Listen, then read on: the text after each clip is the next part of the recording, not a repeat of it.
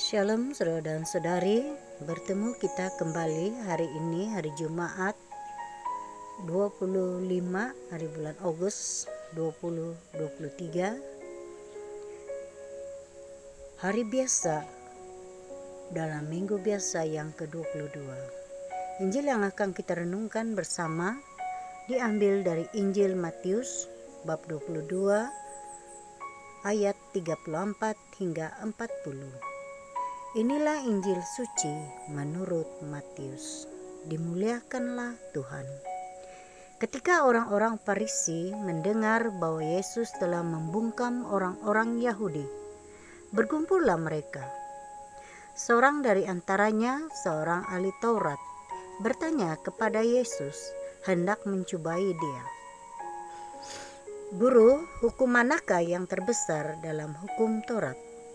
Yesus menjawab, "Kasihilah Tuhan Allahmu dengan segenap hatimu, dengan segenap jiwamu, dan dengan segenap akal budimu. Itulah hukum yang utama dan yang pertama. Dan hukum yang kedua yang sama dengan itu ialah kasihilah sesamamu manusia seperti dirimu sendiri. Pada kedua hukum inilah tergantung seluruh hukum Taurat dan kitab para nabi." Demikianlah sabda Tuhan, terpujilah Kristus. Saudara dan saudari, dalam Injil kita mendengar hukum terutama. Pada kedua hukum inilah tergantung seluruh hukum Taurat dan kitab para nabi. Mengasihi Tuhan Allah dengan segenap hati, jiwa, dan akal budi, serta mengasihi sesama manusia seperti diri kita sendiri. Itulah dua hukum yang terutama dan yang pertama dan kedua.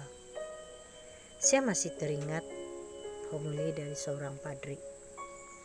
Beliau bertanya, apakah tujuan kita hidup di dunia?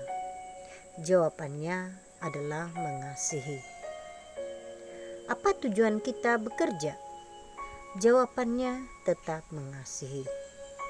Apa tujuan kita berdoa? Masih untuk mengasihi. Apa tujuan membina hidup berumah tangga? Tetap untuk mengasihi juga. Saudara dan saudari, kita ada di dunia ini karena kasih Allah. Karenanya seluruh keberadaan kita di sini juga bertujuan untuk mengasihi dengan sepenuh hati tanpa syarat apapun. Dari pengalaman pribadi saya, ketika anak saya lahir, saya belajar banyak hal tentang mengasihi tanpa syarat. Betapa susahnya memenuhi kebutuhan anak saat ia masih bayi. Kemudian hingga menjangkau dewasa, saya akan mendidiknya dengan sabar. Apalagi ketika sikap mereka yang keras kepala atau melakukan kesalahan yang sama. Sebagai orang tua, saya harus belajar untuk bekerja lebih keras demi pendidikan dan masa depan keluarga. Saudara dan saudari, seperti itulah kasih Allah yang tanpa syarat untuk kita semua, bahkan lebih sempurna lagi.